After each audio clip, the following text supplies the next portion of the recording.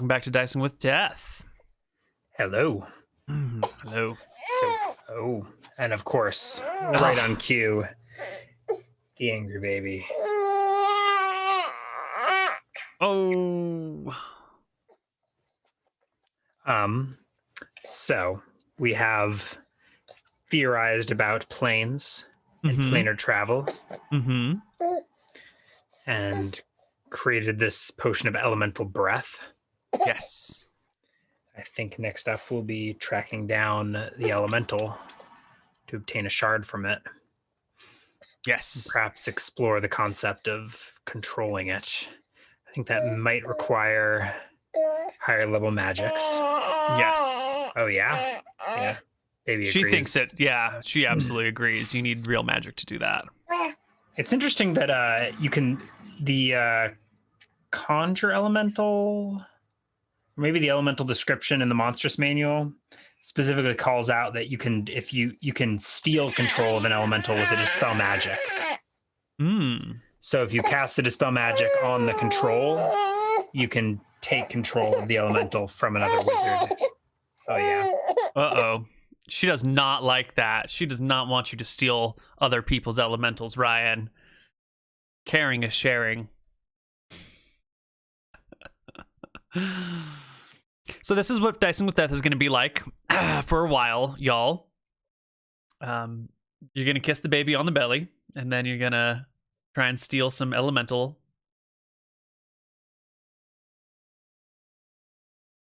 We got 2 minutes.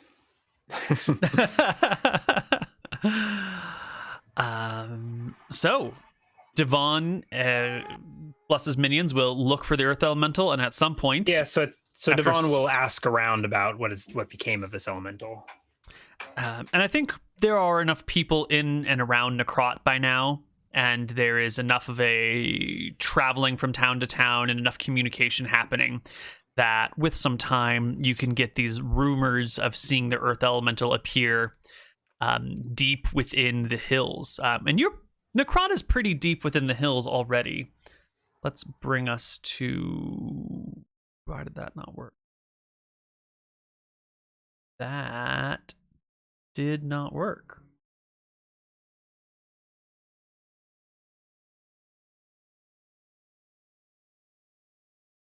There we go.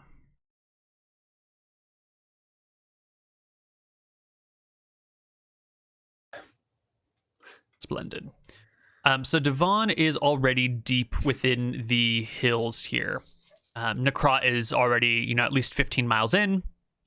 And so the section that you would be looking for is already pretty close to where you are. Probably somewhere within this realm is where the earth elemental seems to be residing. Okay. And this is Atropos's cave up here. This is your giant's cave over here. Here's that little oasis near Necrot.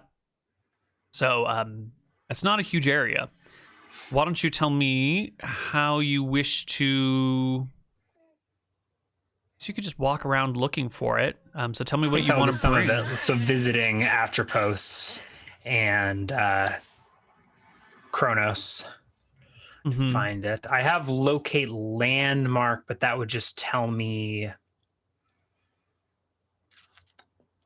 what the people know.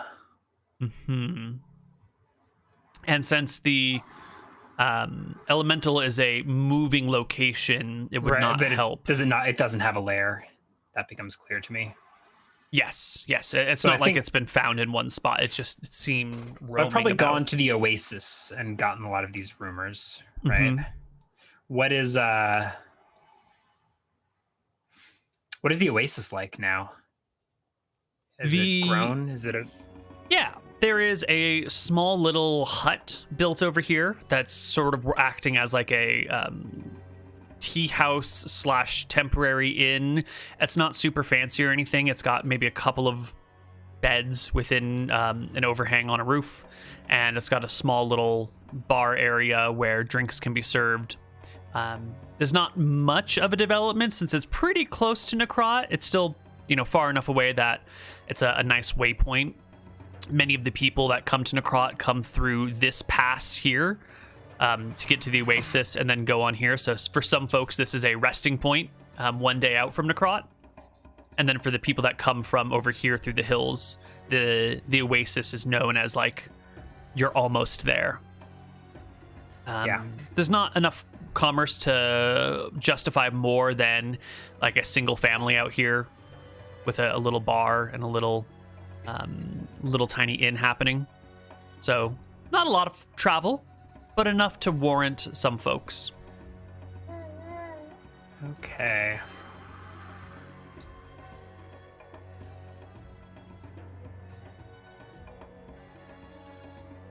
Anyway, you would have gotten word about the traveling earth elemental from the folks at the Oasis and whatever people that you might be able to talk to here in Necrot. You know its general domain and can set out looking for it, which will take a period of time, and we don't need to roll for all the events happening in here, since I think the elemental is the only beast of concern by the time you're 9th level. Like, if you come across a cockatrice that's still roaming about, I don't think we have to worry about that too much. And add it to my cockatrice pit.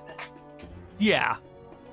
But there's nothing out here that could really be a threat to you. Hill giants, which have all sort of calmed their tits and are reasonable now. I think Divan is known as a friend to the giants, right? Yeah. Or at least he has proved himself worthy. Yeah. You can't dispel magic on an elemental, can you? No, you would need to dismiss or abjure or one of those things. Yeah. Spell magic on its own wouldn't do anything if the elemental is free-willed. Okay. Well.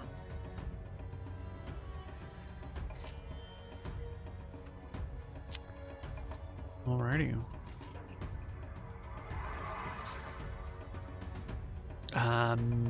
So you will look until you will find signs of an earth elemental. I think so. So maybe we could at least narratively describe what this looks like. I guess Divan just packs his backpack full of rations. Mm-hmm. And does the rounds looking for an elemental. Let me think about if I'm doing this so I did say there I would walk to that oasis and hang out. Mm-hmm. Let's see, 1 mile per level, 9 miles would be, that's like 2 hexes, right? Mm-hmm. How long does that take? How fast does it travel? I think you can do 2 hexes a day. I'm looking at clairvoyance. Oh, I'm sorry.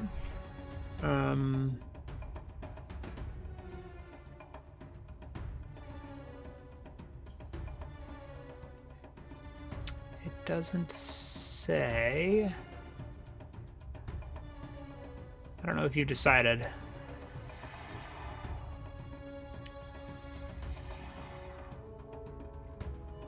What are you looking at? Clairvoyance. This is the crystal ball version where I create an eye. Yes. I can move it 9 miles, which is 2 hexes. So from the comfort of my own home, I could like explore all of this area for signs of the elemental. So maybe there's some of that. Maybe you want to roll and see if that's. So I do wander out to the Mm-hmm. what you call it? Or maybe I'm in the oasis on other business and catch these rumors. Yes.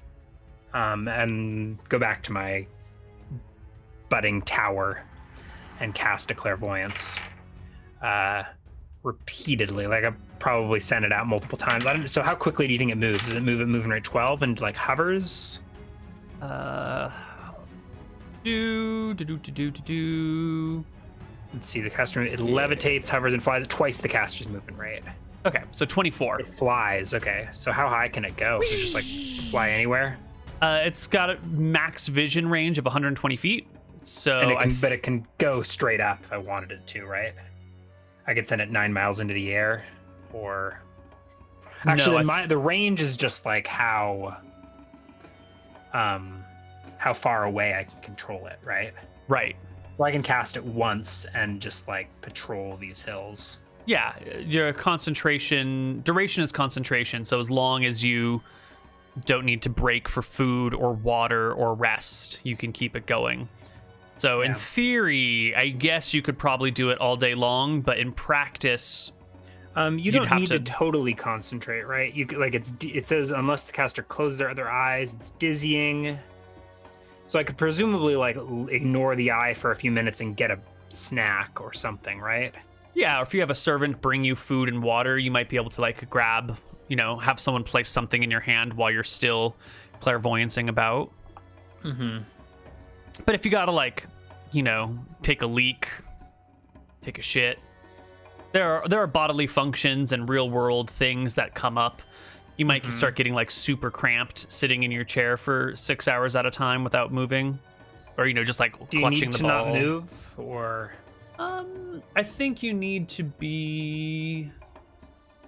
As you can move the eye around as long as they remain in the circle they cleared. See through the eyes if it was their own. Close their other eyes. It's quite dizzying and confusing. I mean, so what if I like take a break and come back to like keep the spell running and? No, because the duration's concentration. I think if you have to like get up to go to the bathroom or something like that, it'll. 24 is. You always take so long calculating movement rates. So 24 is 240 yards per round, right? 240 times 3.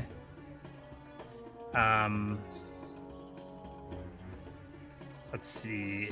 That's 720 feet per minute. Mm-hmm.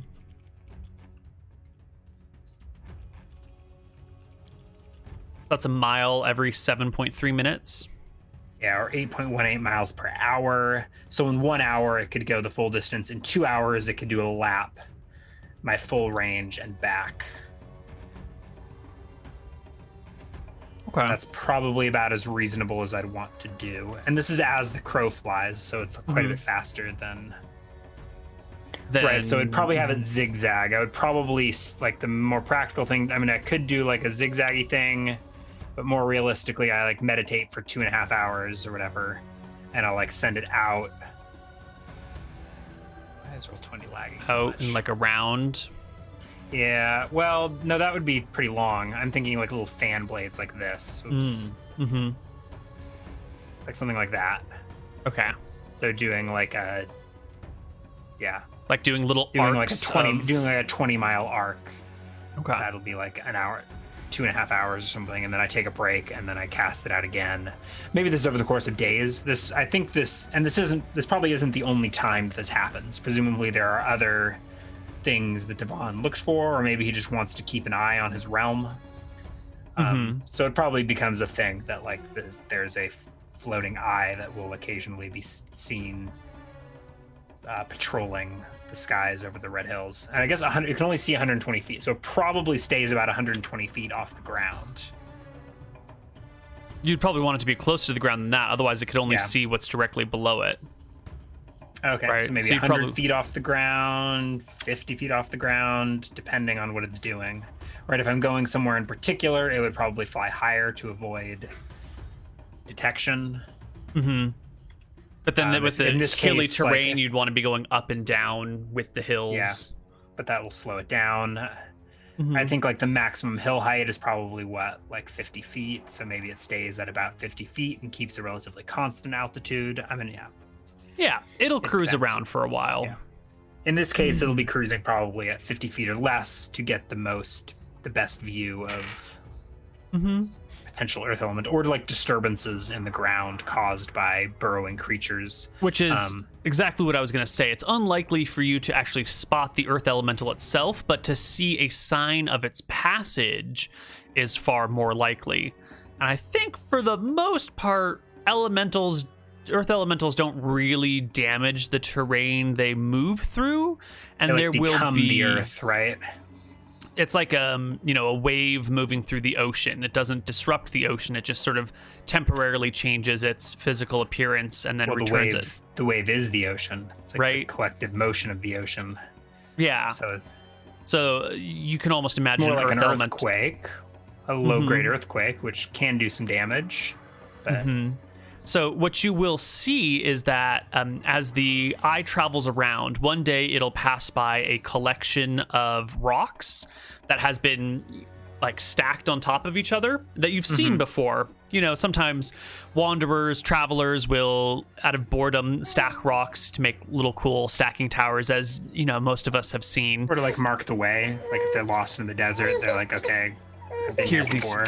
Yeah. Or even just like people who are like at the beach or hanging out at a creek sometimes stack stones for their own amusement.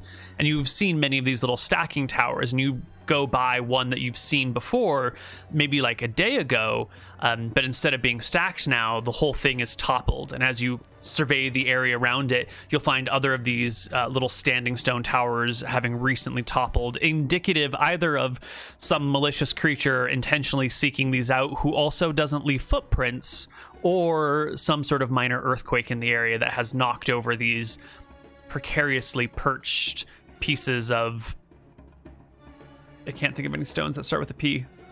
Pumice. This is It's volcanic. probably not what's around here. Yeah. I don't know. P stones. Pebbles.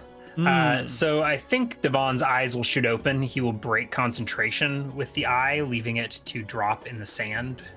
And he will begin walking towards that hex, reaching it by maybe like late in the day, because it will take him his full movement to travel 2 hexes.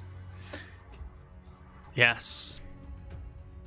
You will find your crystal ball just dropped here in the sand next to one of these piles of stones that has been knocked over. Yeah. And this will put you within, you know, the earth elemental has passed within this spot in the last 2 days. This is the freshest relative trail. How would Divan further seek to refine the location of this creature? I think I'll visit call it Kronos in just a second.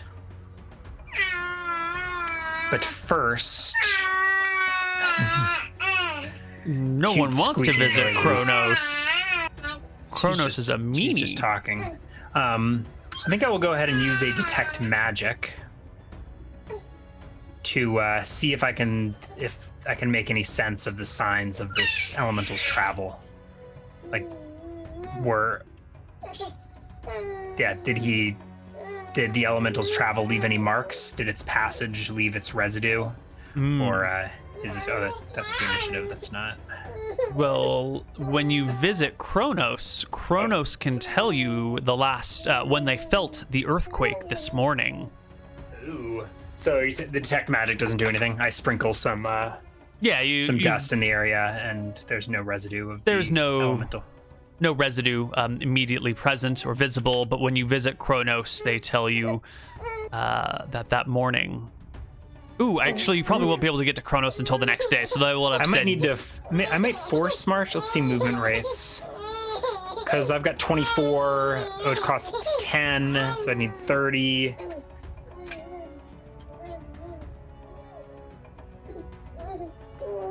Bonk.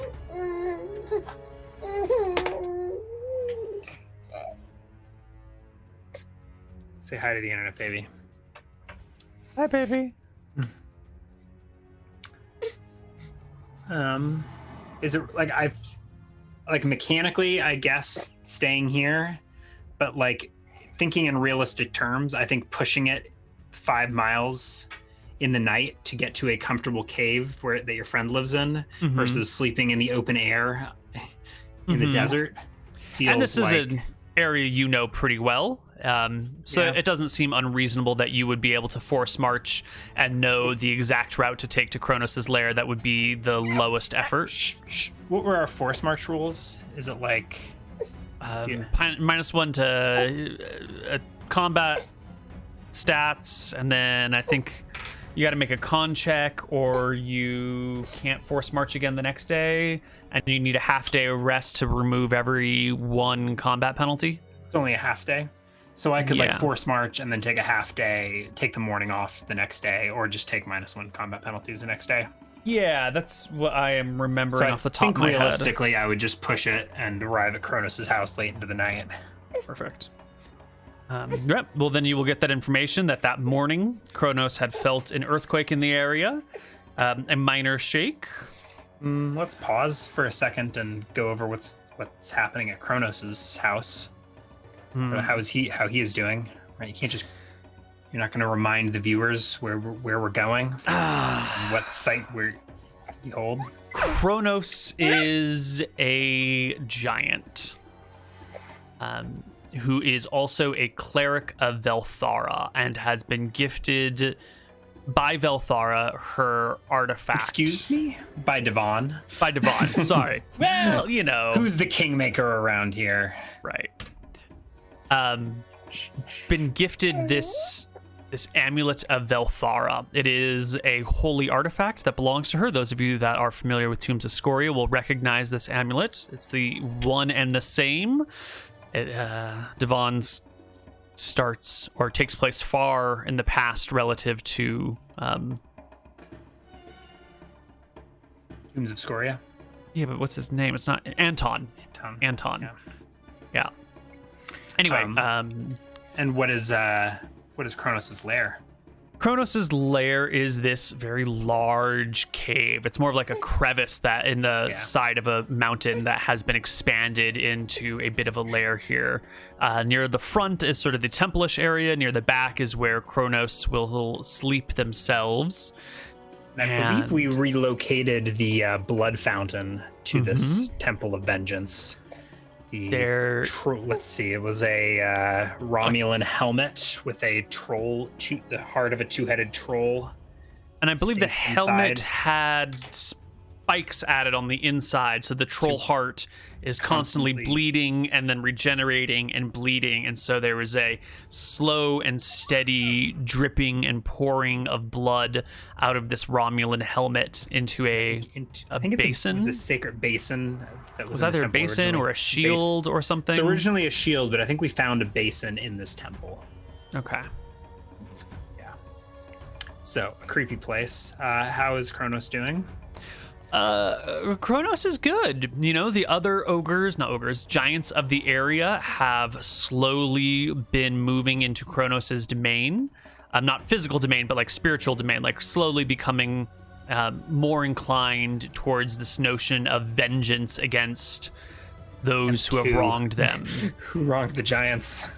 Well, that is maybe becoming a bit of a point of curiosity for you, because there's all this talk about how we've been wronged, and you will hear the giants grumble about, like, this isn't the way the world should be. And when you're around, you might just hear a couple of grumblings, but it's not very clear who or what is the problem. But they seem discontent. I hope it's not humans. Yeah. It might be suspicious or eye drawing, because there is this chat of a different world order, and apparently, like, from your perspective, I would imagine the world order is the human domain, and the ogres are now, like, you know, denizens within the human realm instead of humans being denizens within the giants realm. So it might be a little concerning to you, or maybe they're talking about, like, the greater nature of the world. But the giants seem highly discontent. Kronos, however, doesn't seem to be frustrated with you in any way, shape, or form. He still loyally serves you as long as your goals are in line with his deities. Let's take a quick break so I can feed the beast. Okay. And we can, We'll be back on the other side of our break. Bye-bye, everyone.